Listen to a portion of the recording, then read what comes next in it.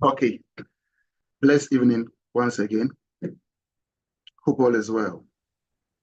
Yes, all is well. Okay, so can we have a word of prayer before we start today's program? Anyone can do as the honest and pray for us so that we start.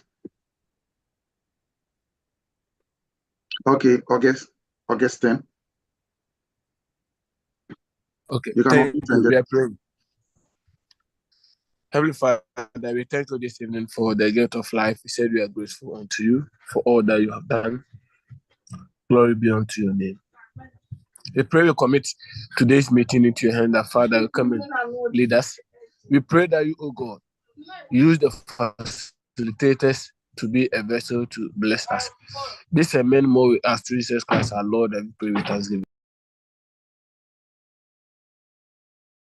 Okay, thank you very much, okay, for that awesome prayer. I think at this juncture, we need to mute everyone so that we can have a smooth discussion.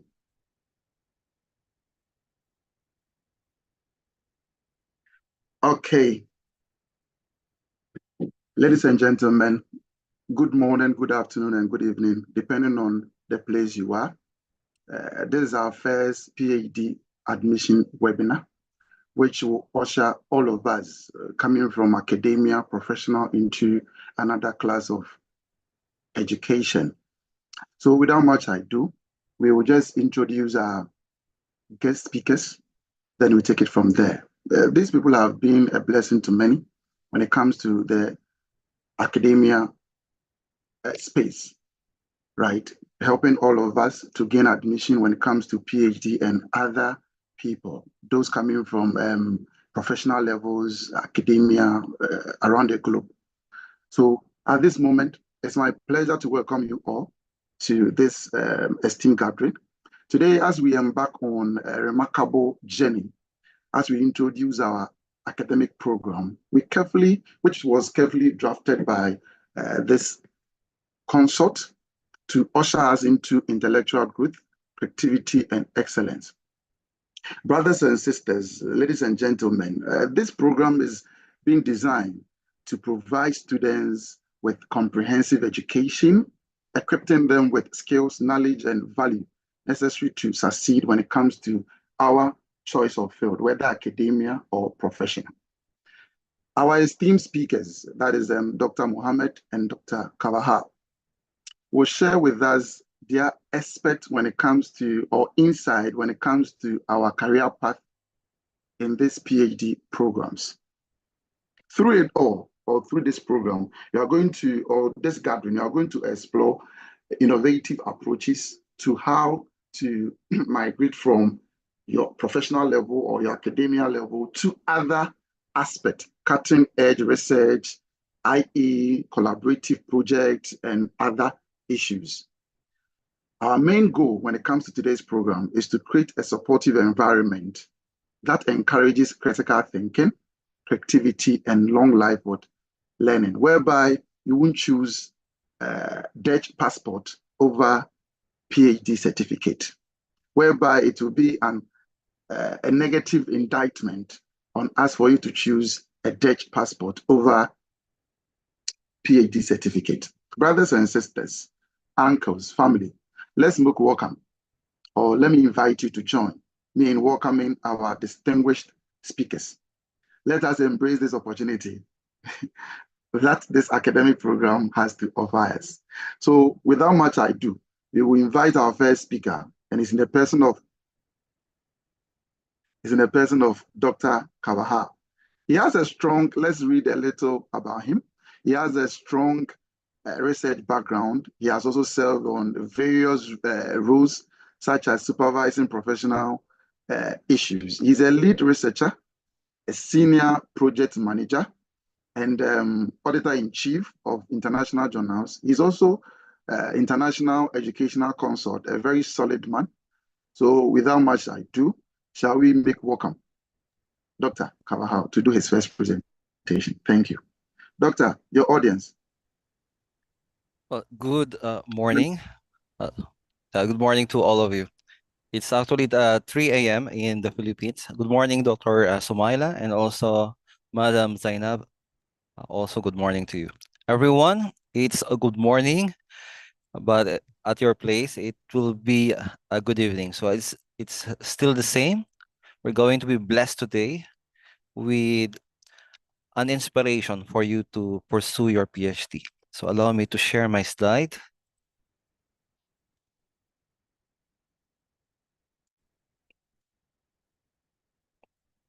Okay.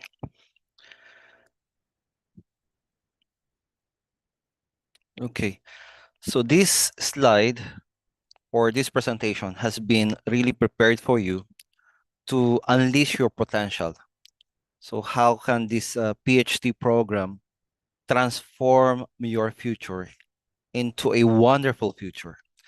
This program has been one of the uh, inspirations for the creation of a talk called Fundamentals and Inspiration for Research Excellence. So this is part of the preparatory program for graduate students for the admission experts students. So I am again Dr. Adrian. I work now in the government, but I was in the academy before. A part of my background will be to lead researchers, and I'm part of the project management team to be able to produce books in the Amazon. I was also a former dean, and currently I am the editor of 2 research journals. Okay, let's start a situationer for the PhD holders around the globe. So for PhD holders, there are around 0.5% to 1% PhD holders in the entire globe or entire world. So that's very, very few. And in the OECD, the Organization for Economic Cooperation and Development data, it's around 1.1%. And the age of these persons will be from 25 to 64 years old. And in the same data, it seems that Slovenia and Switzerland has a high percentage. It's around 3 to 4%. But in countries like Indonesia and Mexico, it is as low as 0.1%. So it becomes now a rarity. It's a rare accomplishment for everyone to be able to pursue PhD and at the same time finish a PhD program. And if you're going to put a metaphor on this one, it's like you're going to be a gem, a diamond in the offing, no? In the future.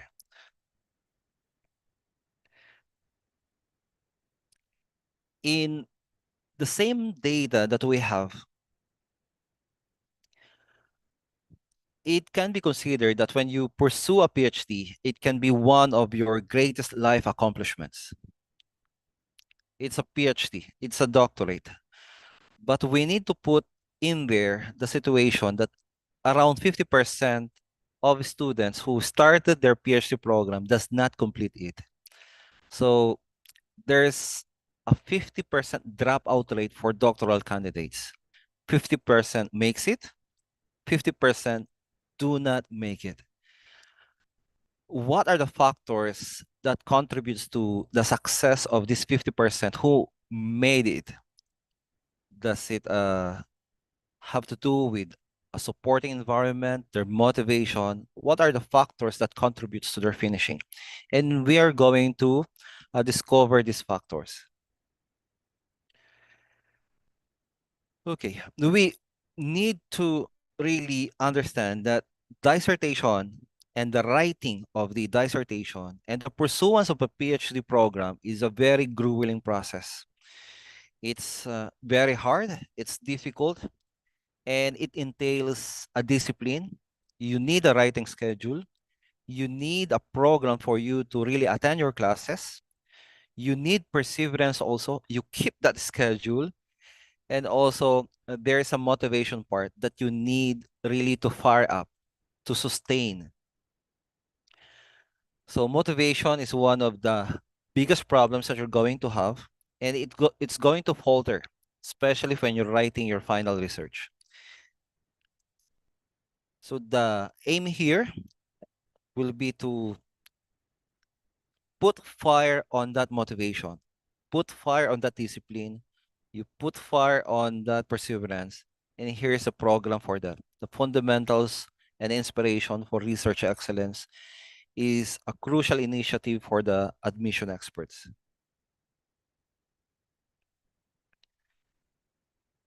Okay, so you know this data now, 50% pass and 50% is a failure. There's attrition rate for that.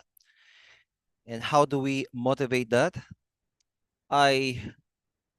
It's around 14 years ago, I wrote a book on the simple task of making past those motivation flops or failures. And I wrote a book entitled Dissertation and Thesis Without the Headache. I have given around 48 tips and inspiration to complete the last requirement of your degree. And then I'm going to share some snippets of that.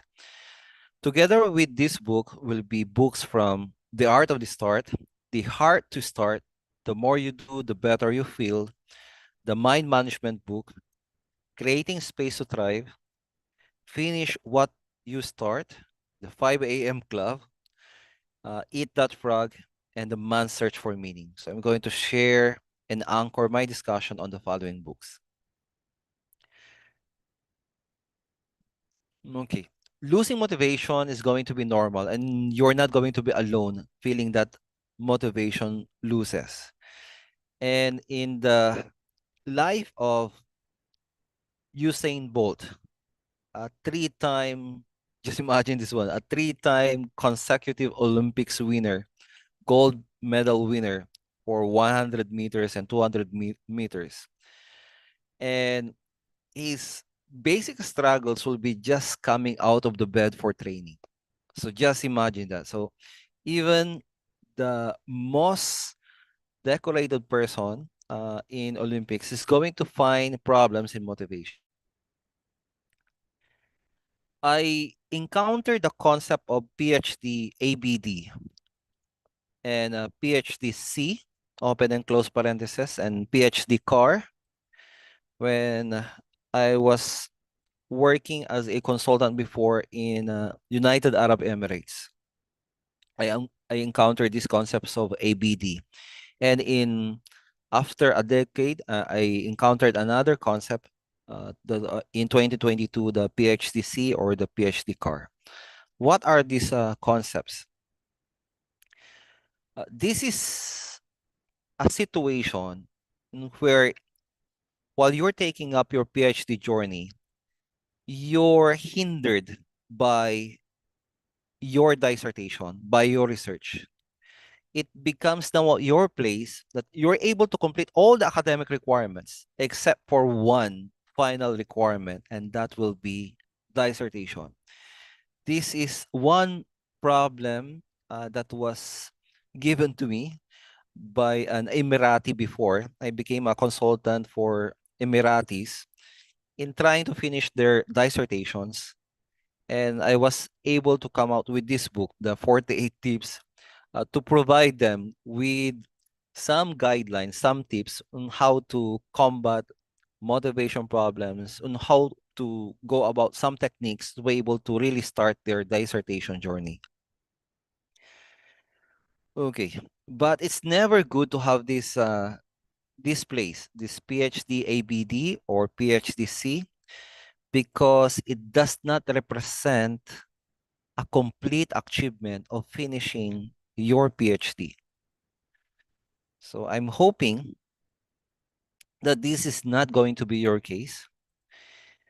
I'm hoping that you are going to give it a thought that when you start this PhD program, you need to consider some caveat or some rules that you are going to finish your degree program for around 5 years, and there's a limitation for that for around 7 years.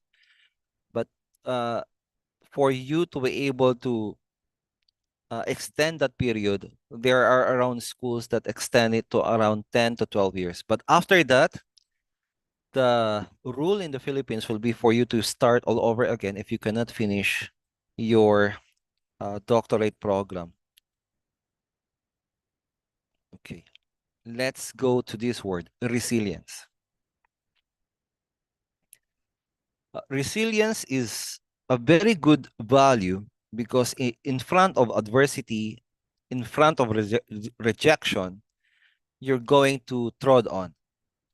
So it's a real path to success in industry and anywhere else. In the words of McConnell, this ability of resilience could solve most life challenging problems. If you just trod on, if you just move on, continue walking on, you're going to find solutions there. And I agree, no? I agree on this one. But you need to understand, even with resilience, you need to make some preparations for that. So there's a saying here below. Every research is solving a problem, definitely, when we conduct a research. But you need to know if the problem starts with you. It's either your resilience or your motivation is lacking. So you cannot continue on.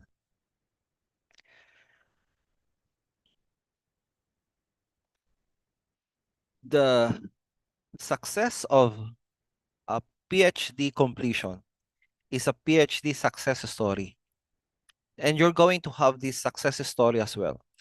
And in the words of McConnell, this PhD success story that you're going to have someday is a combination of your resilience and of your motivation.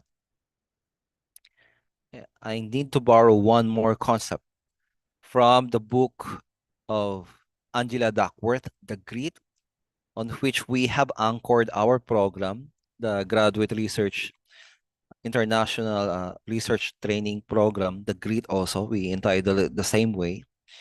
For Duckworth, for Angela, grit is the ability to keep working towards a goal, overcoming challenges, and sticking with it even when it's hard. For Duckworth, PhD success story is combining your passion and your perseverance, and you're going to have your PhD success story. On my part, my PhD success story has something to do with the big why and the perseverance. You need to know what makes you what makes you motivated in taking the PhD program. You need to know the big why. Why are you taking the PhD program? And with this, countered it with your perseverance. That's your PhD success story. This is actually my PhD success story. The big why of my taking of PhD plays a very big role, plus my perseverance in shaping my PhD success story.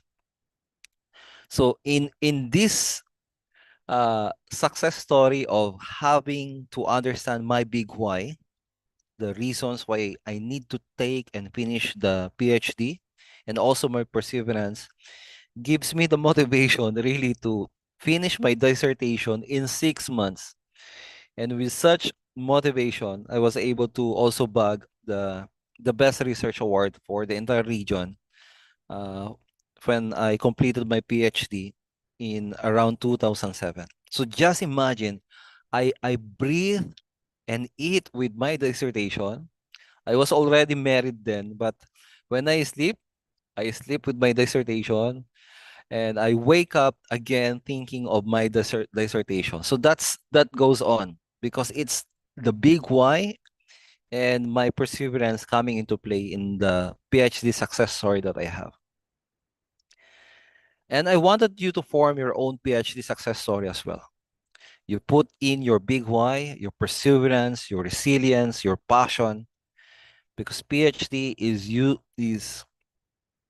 a grueling journey that you're going to take. But there are strategies for you to sustain that motivation while you are in PhD. Number one, for me, is you need to begin your PhD understanding why are you going to take your PhD. So it becomes every day is mundane. No? We understand that we are going to do these things. But when you align these activities on your big why you are going to take your PhD, it becomes a focus activity now.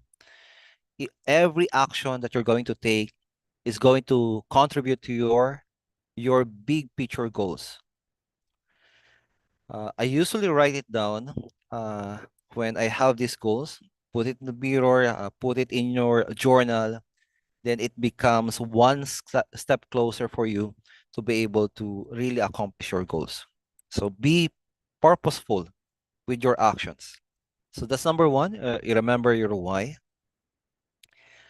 And I have these quotes coming from Viktor Frankl, an author of The Man's Search for Meaning. Those who have a why to live can bear almost anyhow. So it's a very good guidance for us that no matter how difficult life is or in achieving your goal is, but when you have this big why to pursue this goal, anyhow can be bearable. It came from his book, The Man's Search for Meaning. Okay. Together with this book is a book by Simon Sinek.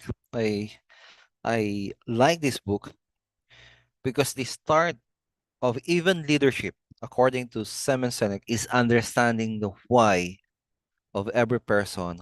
Why is this person going to be inspired to such action? So you need to understand the purposes and the reason why employees or followers needs to follow you. So it's going to be understanding their why also. So that's according to Simon Sinek. The start of leadership is to understand the whys of followership. Why are people following you? Okay, let's go back to McConnell once again. For number two, to be able to sustain motivation is to invest in oneself. And for McConnell, investing here means different to everyone. So it may mean taking time to do yoga, going to the gym, uh, cultivating hobbies or habits. So it has something to do with enhancing your physical and mental health to regain such motivation. But I have other take on these words. So I have put in here my own thoughts on investing in yourself. And I have to anchor it with the 7 habit or the habit number 7 of Covey. And that will be the continuous improvement. To be able for you to really sharpen yourself, to really improve yourself, would be to sharpen yourself, meaning to sharpen yourself. And that has something to do with self-improvement. You need to sharpen your tools. If you're going to be the best person in your job, you need to sharpen yourself. And that can be in the form of taking and completing a PhD program. So in the concept of Covey, the 7 habits, the sharpening of the saw here may not only be mental, but it can be physical, spiritual, and social, emotional as well. So it's like regularly investing in ourselves in these 4 dimensions. You cultivate physical, the spiritual, mental, and social, emotional as well. So you sharpen these areas to become a better version of yourselves. The concept of this one in the 21st century is taking care of ourselves. It's self-care. Working it's working smarter, not harder. Okay. For the book of Kawasaki, The Art of the Start 2.0, even if PhD is going to be daunting, grueling. It's a big obstacle that is in front of you. But if you take this journey of 1,000 miles and just take the single step, one step at a time, you're going to be there. And that's the art of start of Guy Kawasaki. And going back to the understanding of the why, he also said that the first goal of entrepreneur or the first goal of doing the single step is to understand what is the meaning of this first step.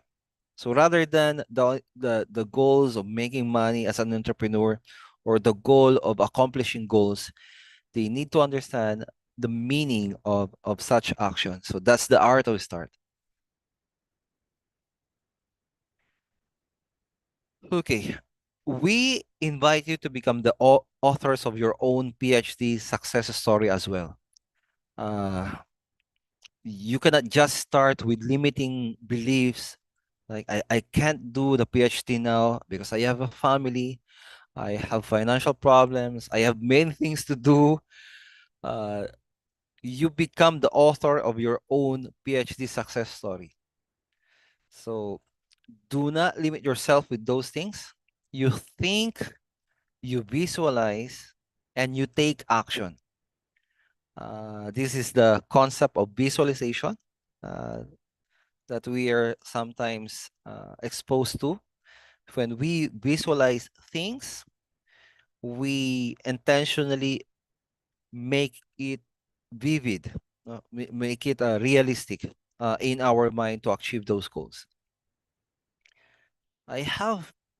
When I was young, my visualization will be this: the PhD regalia or the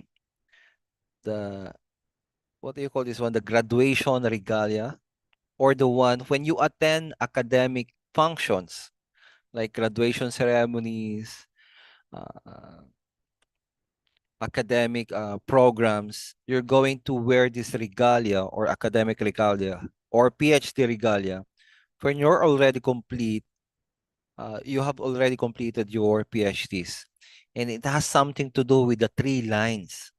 If you can take note of these PhD regalia or the gown, academic gown for PhD holders, you can see here the 3 lines. It became my motivation, my visualization of really taking up PhD because I wanted to have these 3 lines before this PhD regalia. I wanted to have 3 lines. If you can still remember your academic regalia when you finish your master's, it has 2 lines there at your side, at the arms. But when you finish your PhD, uh, you're going to have these 3 lines. And it's one of my motivation before. I wanted to wear that academic regalia for PhD holders, the 3 lines. Okay. Another motivation, visualization for me is either to have the doctor before my name or PhD or DBA or EDD after my name. So it becomes also my visualization. No, it gives you a certain high that uh, you're going to be called doctor before an audience, or even in the letters, your name is going to be attached with a PhD. So it becomes a visualization tool for me in finishing my PhD. Well, I hope it's going to be the same for you. You try looking at yourself wearing this academic regalia. Also try. You may be uncomfortable with the doctor initially, but soon uh you're going to enjoy it, na? The the the reap the reaping of the uh labor efforts that you have put into the completion of your PhD program. Okay, so what's next? Okay, so we have 2 quotes here coming from Clemens Wilson. A successful person realizes his personal responsibility for self-motivation He starts with himself because he possesses the key to his own ignition switch. So we are held responsible for this switch. We need to self-motivate to be able to really finish what we have set as our goals. And this one is by Josh Ship. You either get bitter or you get better in life. It's that simple. You either take what has been dealt to you and allow it to make you a better person, or you allow it to tear you down. The choice does not belong to fate. Well, it belongs to you. Okay, let's have the book The Heart to Start from Stopping Procrastinating and Start Creating by David Kadavy. And number 5 is to take action. Taking action means we need to forego perfectionism. So this is a concept that perfectionism prevents us from really starting. And it's one strongest and most dangerous forces of all because it falters you to start. It blocks you from starting. The concept of the heart to start is to just jump into it, according to David Kadavy. And these are uh, his words to this effect. All you need to do is to take action, some action, any action towards what you want to accomplish. Because each action you take will create energy, hence creating momentum, moving you closer and closer to what you want. And there's a supporting quote here at the right side, upper right side. The action creates momentum. Momentum creates consistency, and this consistency reaches the goals. I do remember my journey for PhD. I do have some hesitations before. I'm juggling a promotion, a family, and some financial concerns, but I have to really start because it's really my dream for me, and I really just have to start.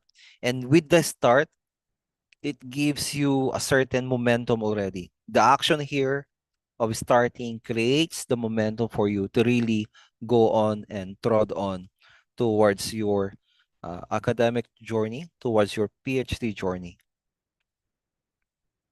Here's a concept that is also in that book, The Fortress Fallacy. The simple concept of this one is analysis by paralysis or paralysis by analysis. With too much analysis, it falters or stops you from really starting. So it's the fortress fallacy or analysis paralysis. Okay, this is going to be so interesting now. In the pursuance of a PhD program, and one of the success story that you're going to have, you need to have a change of environment.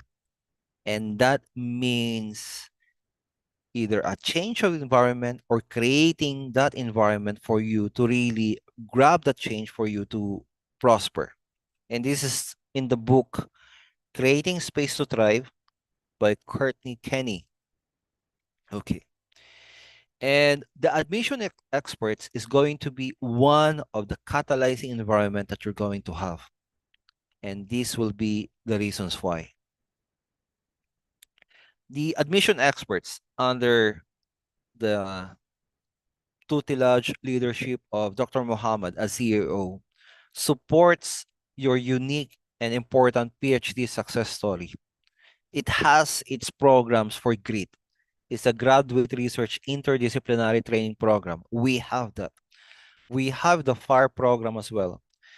We provide the fundamentals and inspiration for you to have research excellence, to finish your program. We have also now the GRIP as an output for the researches of students. It's the Global Research Insights and Perspectives, a multidisciplinary journal.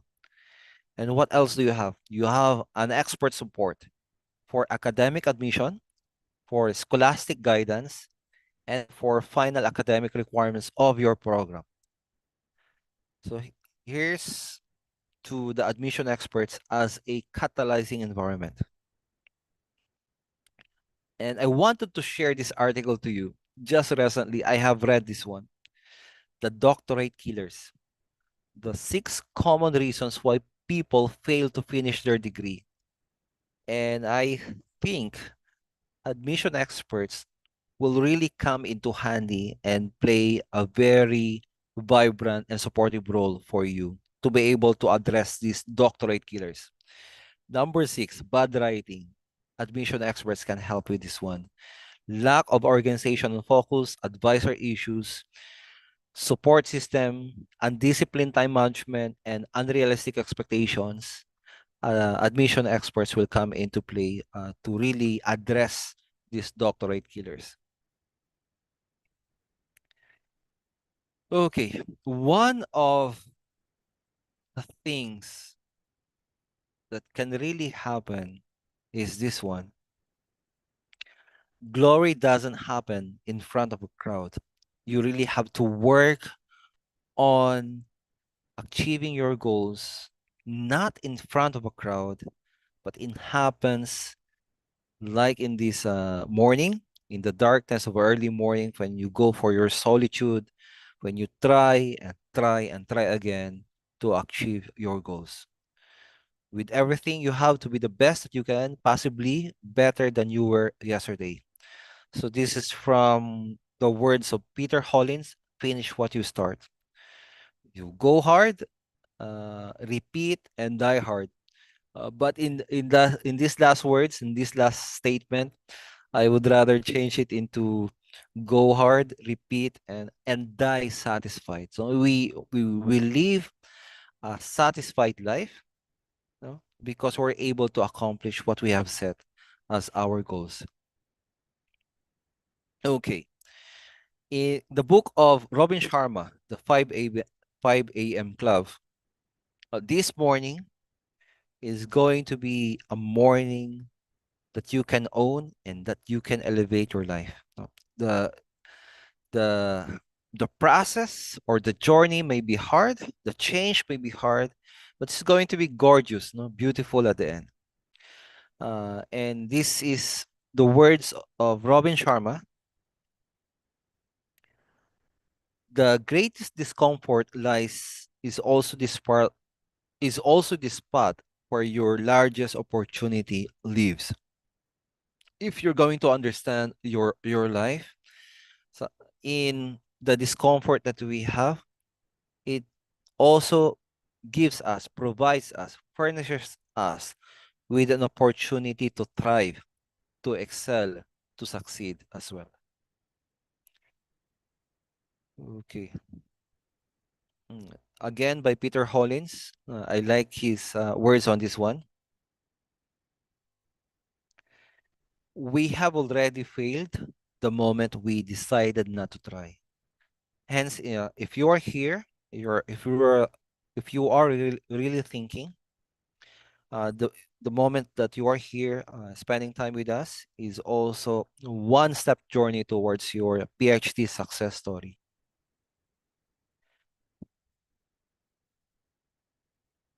Okay. Uh, think of the experts that we have now, the researchers, PhD, including Dr. Muhammad. They all started with just the thought of thinking of a PhD program. So they started as a beginner. And this journey of taking a PhD, completing a PhD can be routinized and it can become good habits for you. You cultivate a habit of reading, a habit of exploring new opportunities of learning, and you're able to acquire new skills at that also. You're able to cultivate also new perspectives when you take up a PhD program. So in the words of Sharma, once again, dream big, start small, and begin now. The work, we started as a dreamer, but eventually we need to sit down and really work, because legends also start that way. Legends start that way. They begin dreaming, but they start doing. If you can remember the thought that I have introduced before, that your efforts is not really in front of the crowd, this is another support for that. Your escalation requires your isolation, because you really need to sit down and finish your final requirements for a PhD program. Okay, I think this is one of the last books that I have, Eat That Frog by Brian Tracy. We really need to sit down and think of what is going to be one of the most important things in our life. And if PhD program is going to be one of the most important things, and it's going to be daunting, big for you, you need to eat that frog. And there are many ways of eating that frog. If I'm going to use another metaphor, there is a way to eat that elephant, no? Either one part at a time. So something like that, no, one part at a time. Okay, but in the words of Brian Tracy, it's eating that frog. The frog here for Brian Tracy is your biggest, most important task that you need to finish. That you need likely to procrastinate also, and you can do something about it. So what do you need to do? Change the way you think, change the way you work and deal with it, because it's going to be out of your control if you're not going to take control of your life. So this is Brian Tracy. Okay. And this is one of my favorite books and favorite authors also. This person has no limbs, no, has no hands, no feet, and yet he was able to accomplish so much in life. And this is Nick Vujicic. Life Without Limits is his book. Okay, and he said this one. We keep moving ahead because action creates momentum, which in turn creates unanticipated opportunities. This is by Nick Vujicic. And I wanted to push this metaphor, this picture. If you're familiar with the thought of opening Pandora's box, which is like opening bad things, no? The PhD program is opening a box of miracles. No? It happened for me. It happened to PhD completers or PhD holders. No, it opens a lot of doors, windows for them to be able to access things in life, careers in life as well. So with these words, I'm going to finish with The Awaken the Giant Within by Tony Robbins. There are 3 decisions in life that you have control on. The decision to what to focus on, the decision on what this mean to you, and the decision on what to do with the things that you have desire. So this is the Tony Robbins book, Awaken the Giant Within. And I think this is the last pictures that I have. Last 2 pictures. When someone tells you you can't do it, be the tree, not the rock. So I think this is a beautiful picture, that even the stone can be broken by a tree with consistency at that. And fear here has 2 meanings. You either forget everything and run, or you just face everything and rise. So this is one of the programs of the GREET for the admission experts that we provide for the students under the admission experts. So thank you for listening, and I'm hoping that glory awaits you at the finish line. So once again, this is Dr. Adrian, and thank you for listening. Okay, thank you very much, Doctor. That was very insightful.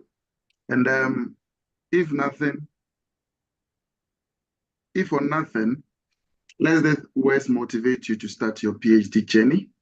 The graduation gown, and you adding doctor to your name. Thank you very much, Doctor, for this nice presentation. Let's move on to the next presentation, and we have section for questions and answers. Let's take our time. Those dropping their emails in the chat box, purposing for the lecture slides. After the whole section, we are going to share everything. So stay with us. Don't go away.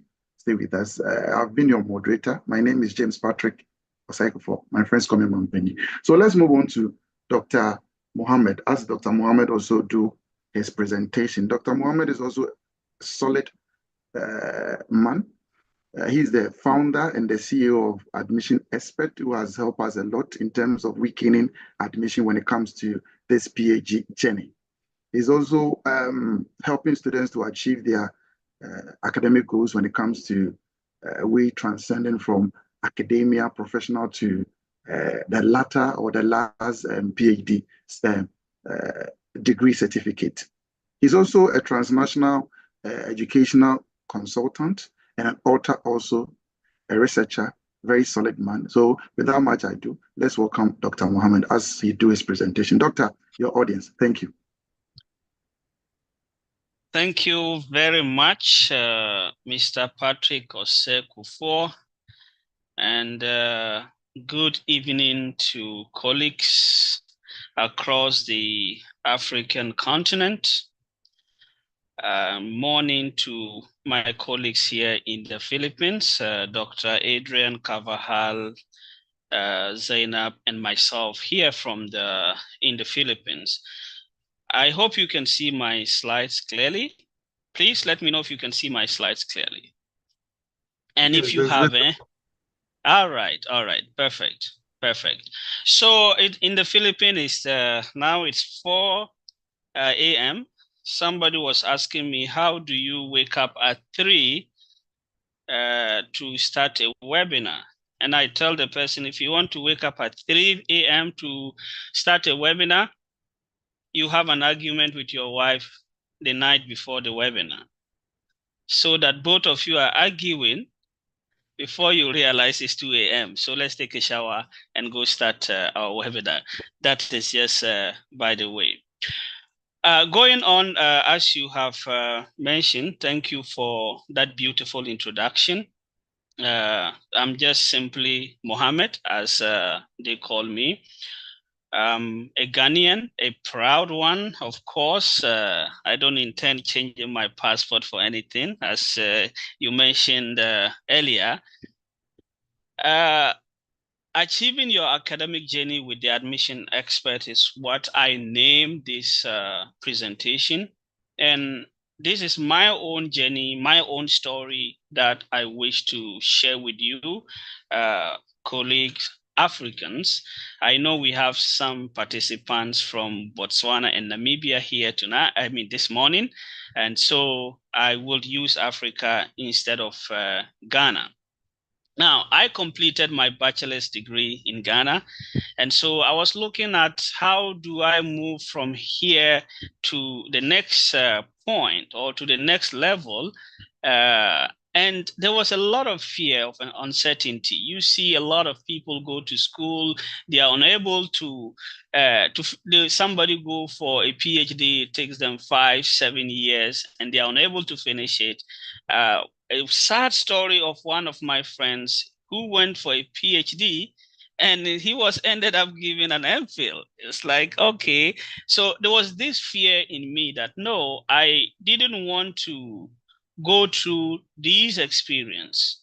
And so I started scouting, for places and how I can get my graduate education the way I planned it, which is to say that within 2 years, let me have my master's degree. within 3 to 4 years, 3 to 4 years, let me have my PhD. So I determined to find a better path, which made me to get to the Philippines. Now, to my amazement, I completed my master's in just 2 years with the Adventist University of the Philippines, and my PhD in 3 years with the Philippine Christian University. Now, this transformative experience ignites a passion within me to say that, no, if I can do this, it's just right for me to also open up to my colleagues, to my friends, to also get the opportunity. So I started, talking to my friends and saying, look, actually, here I am. We all finished bachelor's degree together. Within 5 years, I was able to go through the master's and PhD journey. So what are you waiting for? So we started helping people. We started helping people get into programs in the Philippines. And so this gave birth to the brand Admission Experts we have today, which has actually enrolled more than 1,000 students across the African continent. I think now we are in about 10 African countries, including Ghana, Botswana, Namibia, Zambia, Zimbabwe, Kenya, Rwanda, Tanzania, and some other African countries that we are in right now. So this is my journey, and this is what gave birth to the Admission Experts as we have it today. Now, so in Admission Experts, we are dedicated to inspiring and assisting African students in gaining admission and enrolling them to top universities. Now, we only partner with institutions that has these three qualifications. These 4 qualifications is what before we partner with any university, the university has to be autonomous. Being autonomous, which is granted by the Commission on Higher Education, because I'm a foreigner, I don't want to go to a school and finish and struggling to get my certificate because the university cannot issue a certificate. So the first thing we look at is the school autonomous? If it is autonomous, okay, you qualified, you get our first tick. Then we go to the second to see if the school is accredited with all the major accrediting bodies in the country. If the programs are accredited, because, you dealing with foreign students, the first question they ask you is the program accredited? Some will not even ask if the school is accredited, but is the program accredited? So that is our step number 2 that we do, just to make sure that all programs that we recommend to students are highly accredited by all the major accrediting bodies in the country. Another thing we do is to be sure that this university is ISO certified. Now, when a school is ISO certified, it means globally, the quality is assured. It means the standard of your education or your certificate or your experience in the classroom is at par with the global standard. Now, so you can start asking yourself, how many of the schools I went to is an ISO certified university? As that is one thing that you have to look at. And we make sure that our schools have these before we even move on to also check the WES recognition. Now, WES is World Education Service, which is a credential evaluation. Sometimes you hear, oh, somebody finished a PhD in this country, he goes to another country for job, and they tell the person, no, your PhD will not be accepted as a PhD, but it will be accepted as an MPhil or a master's degree. And therefore, it means your salary or your whatever benefit you are getting will not be matched to that of PhD. So that is why we have to be sure that this is a program or this is a university which, when you graduate from, their certificate is recognized by the World Education Service. And in fact, and this is something you can actually check online. You can just go to wes.org and you check whether your certificate you have today is equivalent to a master's degree in the other parts of the world. You can see that as well. So we make sure that our schools that we partner with have these qualifications before we can even start recommending any African student to this school. So our mission is to match each student need with high quality university that provides an exceptional educational experience. We ensure that our graduates are equipped to work anywhere in the world, and our streamlined admission process ensures acceptance within 2 to 3 weeks. So you submit your documents today, it goes to evaluation. Deans evaluate this, it goes to interview. You are done with interview, you get recommended. So within 2 to 3 weeks, we are done talking about admission, and we are now talking about enrollment. So this is how our process is. Going further, now when after my PhD, I was trying to advocate to Philippine universities that, look, for you to be able to get my colleagues to enroll in the Philippines, you have to open a distance learning program so that Mr. Kufo, who is a professor or who's a lecturer in Ghana, will not have to leave his job and come and stay here for 5 years or for 3 years, because some companies will not give you a leave of absence. And so you leave today, tomorrow somebody's already submitting a job application saying that, oh, I know there was one Mr. Kufo here and now he left for school, therefore I'm submitting my credentials for employment. That's what happened. So I started advocating for Philippine schools to go digital, for Philippine schools to go distance, so that people will be able, to enroll in them. But that time, schools were so reluctant until COVID-19 came up, which now revolutionized the way we think about education. So suddenly, distance learning was no longer a possibility, but it was now a necessity. Now, in the Philippines, we don't do online education. Now, what's the difference between online PhD and distance learning program? When you are with other countries, like some countries in Europe and the US, when we say online PhD, you just log into your learning management system. You have professors send you some materials to read, some videos to watch, some lectures to watch, and some questions to answer. So it's just you, the computer, and the learning management system. This is online education. Now, the Commission on Higher Education of Philippines do not want this kind of education.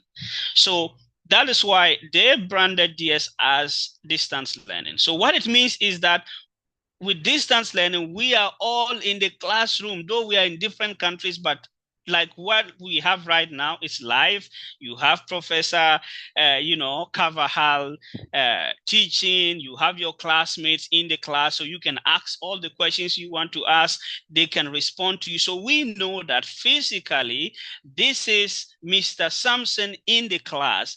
This is Mr. Patrick in the class. And Patrick actually is now one of our great PhD students, and I'm sure he can share that with you. So this is what happened. We were able now to get this approved by many institutions when COVID came, because it became a necessity, and that was able to solve the balancing of work and education. So it means that I don't need to resign from my job. I can still be in my job, and I will use my weekends to develop myself. That was the first challenge that we got to resolve. Of course, the next challenge students are going to talk about is I don't have the finances. So many people or many potential PhD students were eager to enroll, but unable to pay their full tuition fee upfront. So, okay, we realized that if we didn't solve this problem, many dreams would not be fulfilled. And wanting to be part of your dreams being fulfilled. By the way, Dr. Carvajal, thank you for giving us the statistics. In fact, if you check the PhD holders in Ghana, is 0.0021%. I'm sorry, that is in Africa. Africa is 0.0021%, and Ghana is 0.0094%. That's the PhD holders in Ghana. So wanting people to be able to achieve these dreams that they want to, that is, so we spend a lot of weeks trying to see how we can talk to schools to understand we come from a different continent and we have different situation than you have here. Because here, a company can just pay for its employees to go and have their training in a school. But in our case, we mostly do it by ourselves. So why don't you give us some installment plan so that by monthly basis, I'm able to, at least when I get my salary, I'll be able to take care of my family and still put in something little for my program and still getting the program going. Did we get this approved? Thanks to Philippine universities and their understanding for our African project. Yes, they approved that. So that also solved the case. So now, you have these two major issues solved. First issue is all about you not wanting to leave your family or you not wanting to leave your job and go to school. That is solved. You can sit there, you can stay there, you can do it. Next, oh, I don't have money. Okay, now that issue has been solved. You don't need to put all your money at once and make a payment, but you can actually go bit by bit before your colleagues realize you are a PhD, either at the end of your name or a doctor before your name, as Dr. Carvajal mentioned earlier. Now, with the admission expert, I'm aware most of you are within the accounting and finance area. So it means you are all in the area of business. So these are some of the programs we offer in business. We have PhD in international accountancy. We have PhD in accounting and finance, international finance, strategic management, international marketing, human resource management, business anthropology, public governance, mostly for those who are working with the public sector. Some of them go for public governance. I think in Ghana, we have two of the assistant auditor generals in this program, PhD in public governance. We also have a PhD in project management and others that we did not include here. Success stories, of course, yes. We have actually, these are our recent PhD, graduates who just graduated few months. I think they graduated in March. We have Mr. Ibrahim Adamusa, Dr. Salia from, I think he's with World Vision. We have Dr. Adeti. We have Dr. Hamuyela from Namibia, Dr. Fanny from Botswana, and Dr. Susan. Maybe some of the faces might be familiar with you. So here are a few of our successful AE doctors who graduated in March 2024. And stories like these makes us really very excited. But these people started their programs and exactly 3 years, they all graduated. That issue of going for 5 to 7 years, it doesn't really happen to our students if we work together. And in the admission expert, we don't just enroll students into schools and then leave them there. No, we don't do that. We are part of the journey from day one to the end, and I will share with you very soon. So it's a unique aspect of us that our commitment to supporting you throughout your entire academic journey, which starts from the day you get in to the day you graduate. And even when you graduate, we are still together. So yeah, this was one of our school graduation, and I'm happy to say that this man in the middle of us here, the Philippine famous boxer Manny Pacquiao, also happened to be an alumni of my school, and I'm really excited to share that news with you. Now, going forward, this is what happened. This is what we do at the admission expert. And I have just singled one student here. Why I singled him? Because he just graduated recently and he is also an accountant. And so I just singled him here, taking him through the steps for you to see what happened. So after admission, you have then Mr. Prosper Adeti here in class. So this is how our classes are. You have Mr. Adeti moving here to present his first paper in an international conference that was organized by the admission experts in Botswana. So he flies from Ghana to present his paper in Botswana. After this, he flies from Ghana again to present his second paper in Dubai, where we had our next conference. And in fact, those of you, every year we organize conferences so that we give platform for our professors and our students across the African continent to meet and present their papers. That is one of the requirements. And so his first year was in Botswana, second year in Dubai. You see him here. This is now Mr. Adeti trying to defend his final paper. And I can tell you that room was a very hot room that day with all the air conditions for him. This is the same Mr. Adeti after getting this done that day here with his gown. Now he's a PhD, graduate. And so this is the final product, now Dr. Prosper Adeti for PhD in international accountancy. Why did I put these images together? I just want you to vision how we go with you throughout the journey. We are not those who will come and say, oh, you enroll in school number 8, we can help you get admission. We are not an admission company, but we are an educational consulting company that takes you from the beginning to the end of your program. And I believe this is what inspires me to even do more as far as human development is concerned. So even before I go, the good thing is we don't only show images, but I have Dr. Prosper Adeti here. Dr. Prosper Adeti will be happy if in just a minute you could share your experience with these potential doctors or these potential PhD candidates who I'm told are mostly accountants. And I know you also work with the Institute of Chartered Accountants Ghana, and so you may want to just share a bit of your experience. Thank you. Thank you. Good morning, Dr. Mohammed. Good morning, Dr. Kabahal. Good morning, Madam Zainab. And good evening to everyone across Africa.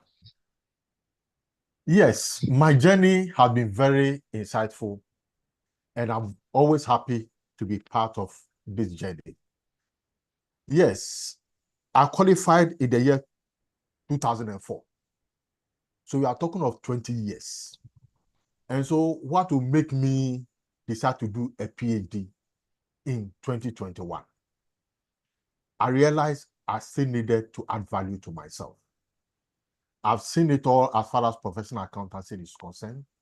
But beyond that, I realized that there's still more to do in terms of accounting research.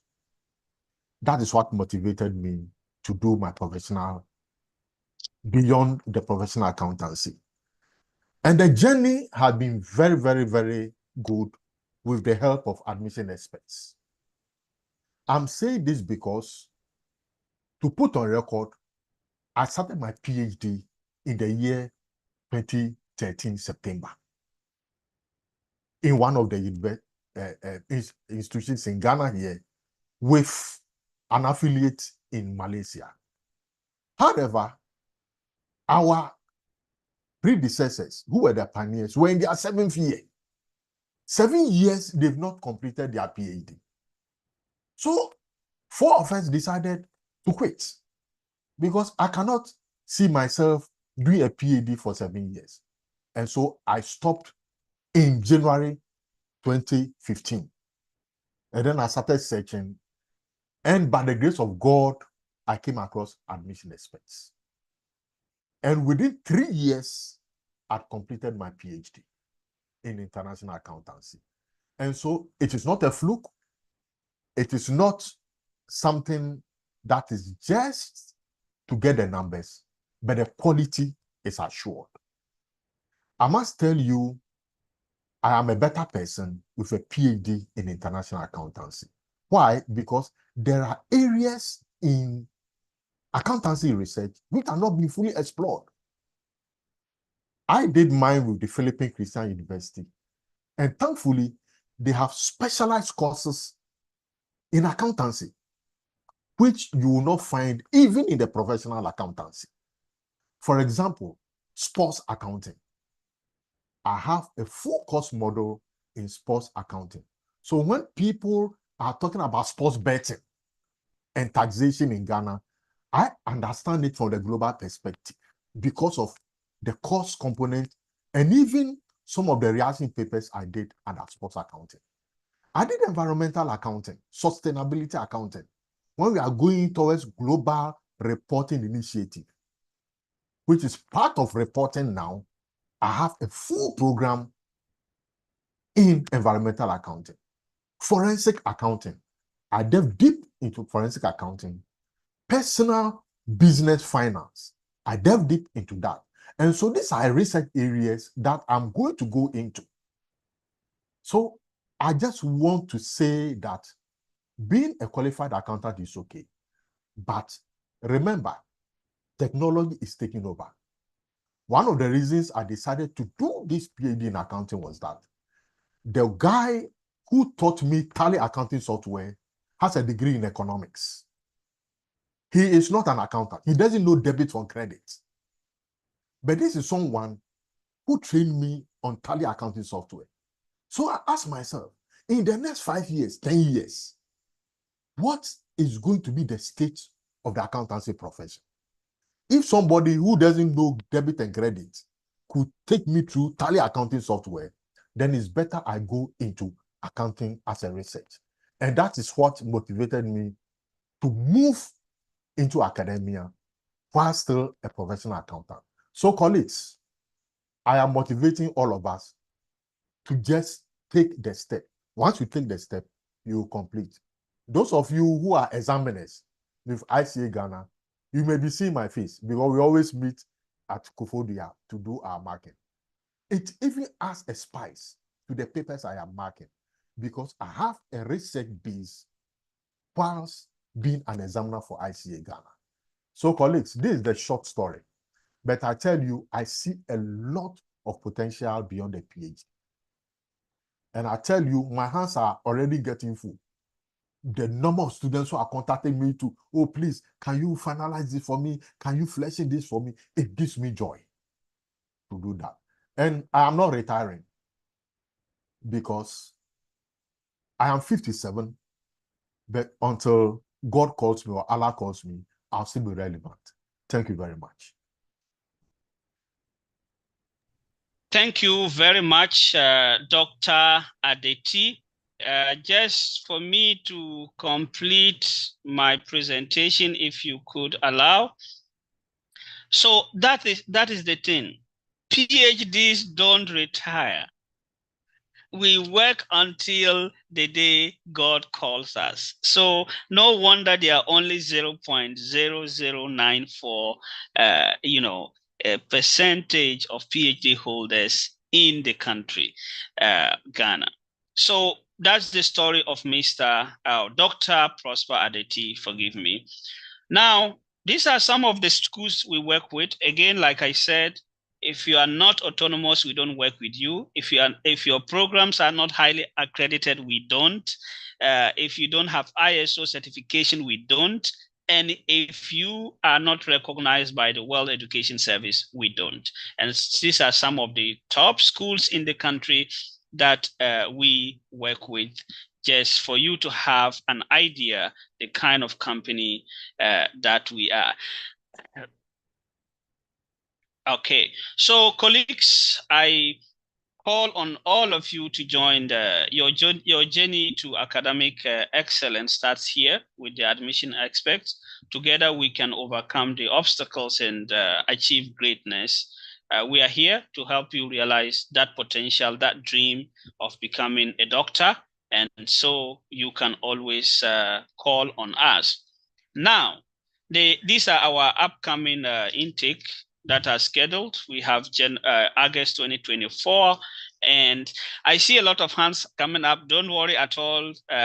Before, in the next 2 minutes, I'll be done, so you can ask all the questions. We are here to answer you. So August 2024 is our immediate semester that is coming, and the next intake would be January 2025. So we are currently accepting or processing admission for the August 2024. And that is why I'm giving you an exciting news to say that I'm offering you a special discount on this application fee if you complete the application form by tonight, which will be shared to you. The offer expires tomorrow. There's no need to make any payment. Just simply fill the application form so that we'll see your commitment to this. So I would like to ask Zainab to send the link for those who want to apply for any of the programs to go on. So thank you so much for considering the admission expert.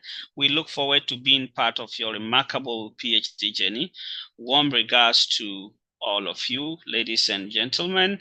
And you may contact our admission support manager, Ms. Zainab Husseini, at inquiries@theadmissionexpert.com or on WhatsApp +63 956 475 2889 for all your admission inquiries. Thank you very much, Mr. Patrick Oseku, for putting this together. I really appreciate not just admitting students, but that idea that I don't want to keep the good thing I get to myself alone, but let me share it to other people.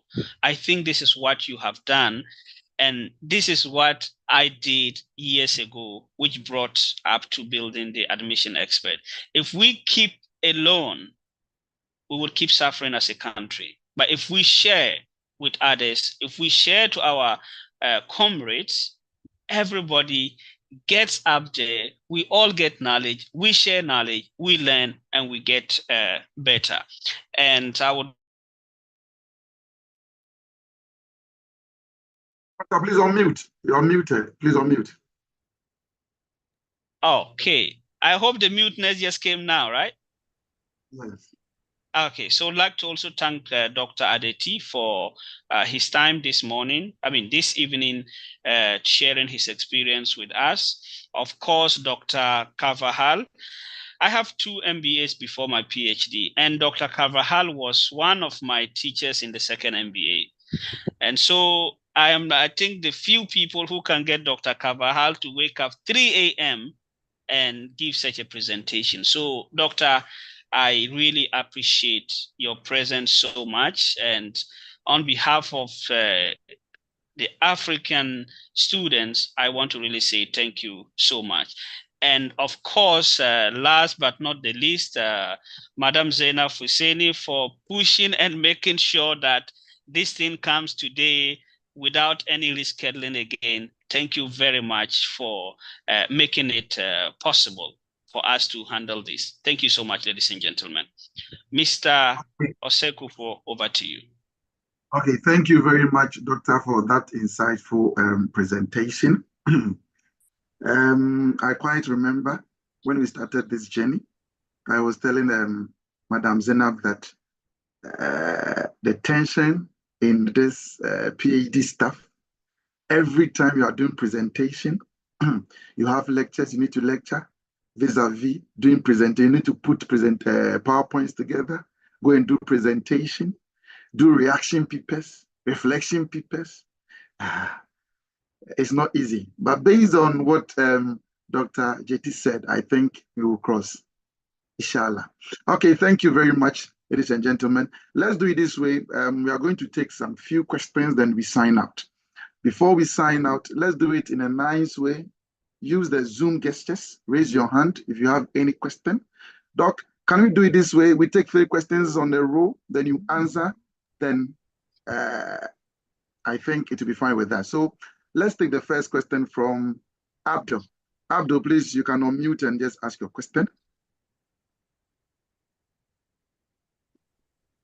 Thank you very much. Good evening to everyone. And good morning to Dr. Kawaya.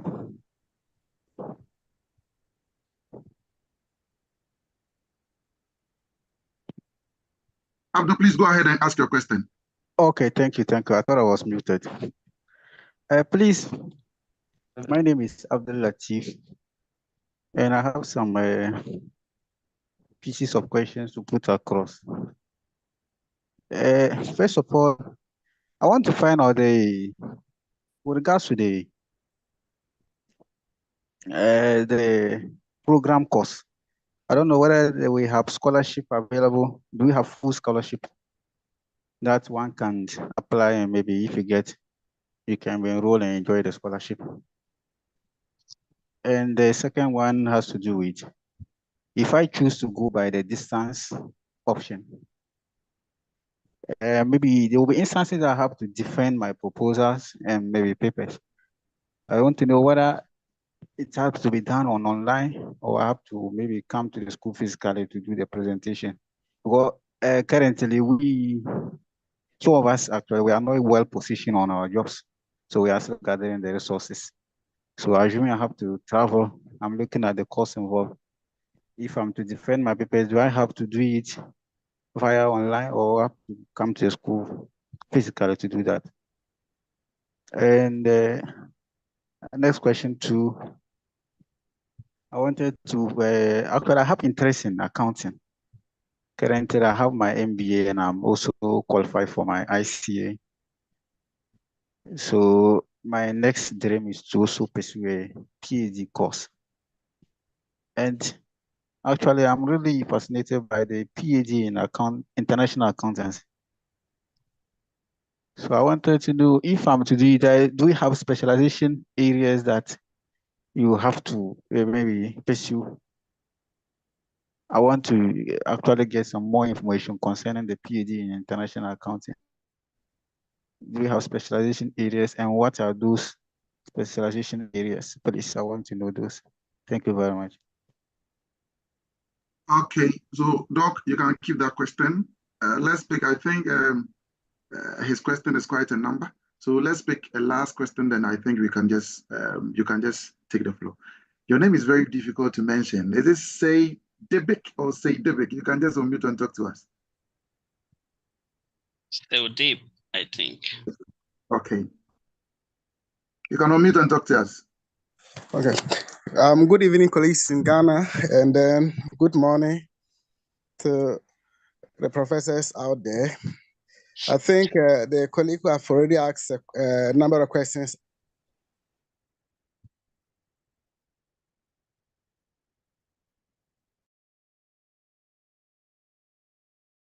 asked the questions. But I just have my question is that I want to know, in a situation that I choose the option to move out of Ghana, maybe to study in Philippines there. Does this expert support that as well? Because you spoke more of the distance education. If you support that too, maybe you share a little with me, and then maybe if there are scholarships available to that, I will be so much happy to hear that. Thank you. Okay, thank you very much. Doc, over to you, then we take the next set of questions. Thank you. All right. Thank you very much for those who asked these questions. I'm sure the first one will actually cover a lot of people's question that they want to ask. With regards to scholarship, yes, what we did is to get a partial scholarship, and that the remaining of that is, I think, is between 2,500 to 3,000 per year. Which the program also ran for 3 years. And like I said, this is something that you can plan on even monthly basis until you finish with your program. That is the one on scholarship. Someone also asks a question about defense. Yes, that's a good question also. This is defense. The first defense will happen online like this, or at a distance, where you defend your research title. When the research title is approved, your next defense will be proposal defense. So proposal defense happens in year 2, after you are done with the coursework. Then you defend your proposal. What we do is you defend your proposal in one of our conferences. For example, this year our conference will be in Kumasi, Ghana. So all our professors from Philippines will be in Ghana in October. I think October 11 to 15. Now, we have this conference, and those who are also ready for defense can defend it. That is why if you look at, I was talking to you earlier, Dr. Prosper Adeti did his proposal defense in Dubai last year before he came to Philippines for the final defense. For the final defense and graduation, that has to happen in the Philippines because, like I said, our PhD is not an online PhD. It's a distance learning. So you still have to at least come to Philippines once, which will be for the final defense and, of course, graduation. Then you asked about international accountancy, whether it has specialization. Yes, they are specialized subjects or courses. In the PhD, we call them courses. There are specialized courses in the international accountancy program where you have to choose. And so I would let Zainab send you the outline so that you will know which of these courses you want to choose for your specialized courses in the international accountancy program. And then the one who asks about the option to study in campus. Yes, absolutely. You can study in the Philippines. It's a beautiful place to be. Very nice. People are so accommodating and all of that. So yes, we also help students who want to stay here and do their studies. Absolutely, yes. I hope I've answered the questions, please. Okay, thank you very much, Doc. Any set of questions, and I think we can sign out. Okay, I think it's a follow-up question. Please unmute and just ask the follow-up question. Yeah, thank you so much. I think Doc just answered my question, but as I said, I wanted to know the option to stay on campus. There also some scholarship available, and does your expert team support that as well? I mean, in getting scholarship. All right. All right. Yes, I think that with the scholarship I answered earlier, we have a partial scholarship. And so the amount we are giving to you here, that is already after the partial scholarship. And so whether it's in campus or distance, this is the same amount that you're going to incur, except if you are on campus, you're going to be incurring other costs like accommodation and other costs, but it's still the same. I think, like I mentioned earlier, our PhD is around $3,000 per year, and the duration is 3 years. And 3,000, that's after the scholarship. Thank you. Thank you so much. Thank you. You're welcome. Thank you very much. Okay, so let's take I think it will be the last set of questions because Madam Zainab will be engaging all of us via our emails and on WhatsApp. So let's take the last 3 questions, and I think we can sign out. So Isaac and Kroma, ask your question, or mute and ask your question. Thank you, Oman, for the opportunity. Please, I want to know what are the requirements if you want to offer a PhD. What are the requirements? Maybe you should have a master's in this. You should have a CA. You can apply for international accounts. Like, I want to know those dynamics if you want to apply for a PhD, the qualification.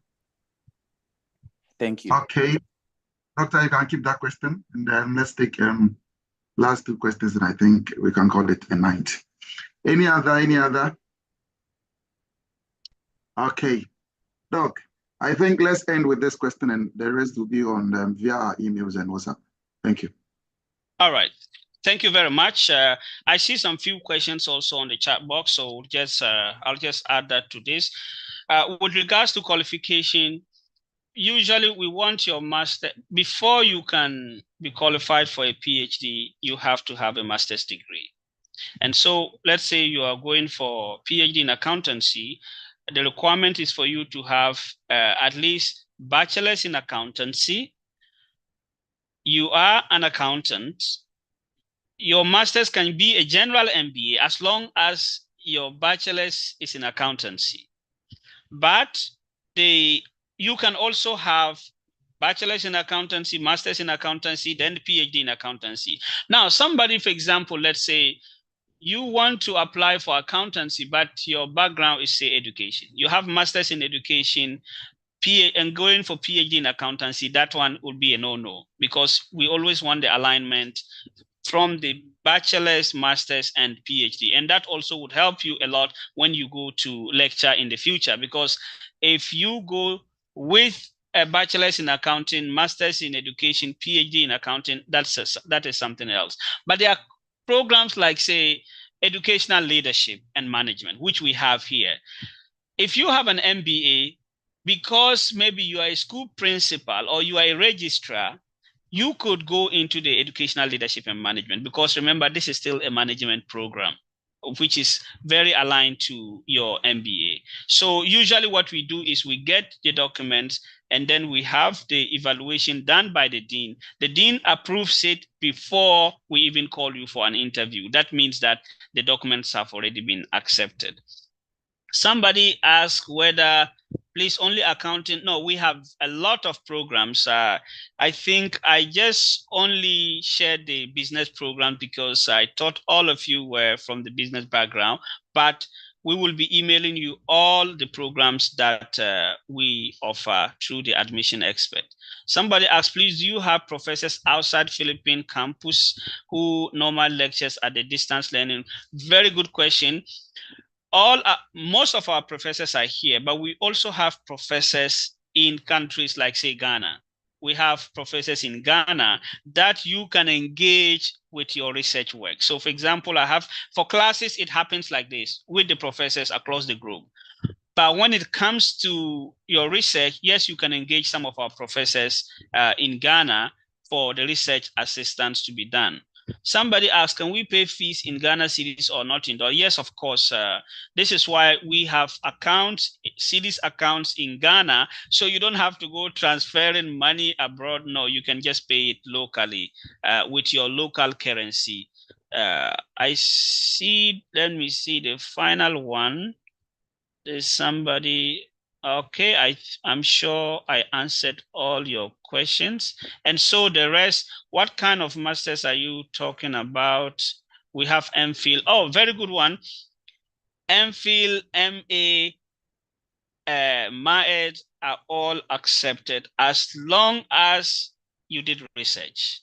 If no research, for example, at your master's, if you didn't write thesis, what happened is you will take 9 additional courses of research before you are allowed into the PhD, but which is already part of your PhD course, which will be part of your PhD courses, actually. So you are not required to only have an MPhil before you can go to the PhD. If you did an MA, but with thesis, you go straight to PhD. If you have MA without thesis, you will take 9 additional research courses as a prerequisite for the PhD. Thank you very much. Okay, thank you very much, Doctor. I think we can close on this tangent. Thank you very much for honoring our invitation to walk us through these insightful lectures. And we believe that within the space of time, the percentage when it comes to PhD holders in Ghana will increase, whereby someone wants us somewhere to do a comparison by taking a Dutch passport over PhD certificate. As you always say, PhD simply means permanent damage of the head. So basically, that is that. At this juncture, I think it has been a smooth journey. Thank you, Dr. Mohammed. Thank you, Madam Zainab and Dr. Kavaha, for this insightful presentation. I think the rest can be done back door through Madam Zainab. Thank you very much, my colleagues, for also honoring this invitation and coming through for us. My name has been the same, and I've been your moderator, James Patrick Osaikofor. My friends, come on, Penny. Have a blessed night. Bye. And we have a picture just for our record, if you agree with me, Mr. Patrick. Yes, please, we can. So please, you can put on your videos. You can put on your videos so that they can take a picture. You're allowed to put on your videos.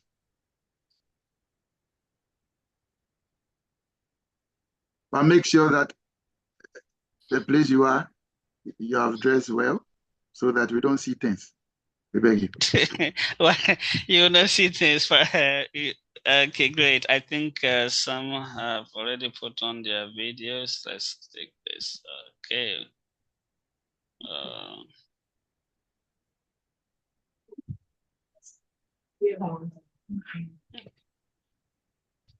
Okay.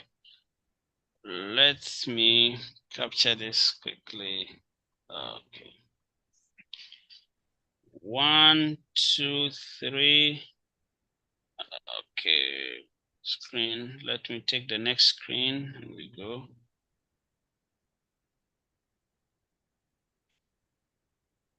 All right. Thank you very much, ladies and gentlemen. I think we have been able to capture the photos. Have a wonderful evening and good morning, Philippines. Okay. Thank you very much. Bye.